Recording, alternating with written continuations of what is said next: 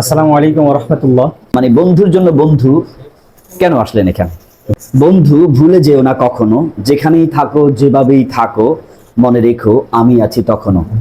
জীবিকার তাগিদে হয়তোবা প্রবাসে পাড়ি দিতে হয় আমাদের। সেই প্রবাস জীবনে যাওয়ার পর ভুলে যেও না কখনো। আজকে এমন একজন ব্যক্তিকে নিয়ে উনি এসেছেন যারা নিন্টুকালে বলতে পারেন ছোট্টবেলা থেকে আজকে এই বয়স পর্যন্ত এসে হাফেজ আলেম হয়ে মুফতি শেষ করে আমাদের হাবিব ট্রাভেলসে এসেছেন। সেই বন্ধুকে নিয়ে আসছেন যে বন্ধুর সাথে একসাথে হাতে হাত রেখে বড় হয়েছেন। বন্ধু কি আর কি জিনিস তার ব্যাখ্যা আজ পর্যন্ত কেউ করতে পারেনি, করতে পারবেও না।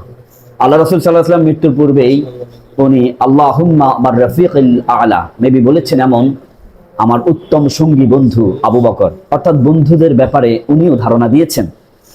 আজকে আমার পাশে যিনি দেখছেন কালীগঞ্জ, হবিগঞ্জ, গাজীপুর থেকে এসেছেন, অনেক দূর থেকে এসেছেন ওনার বন্ধুকে নিয়ে। বন্ধু আমাদের কাজের কারণে, ওনার ছবি টবির কারণে আমাদের ক্যামেরার আড়ালে আছেন।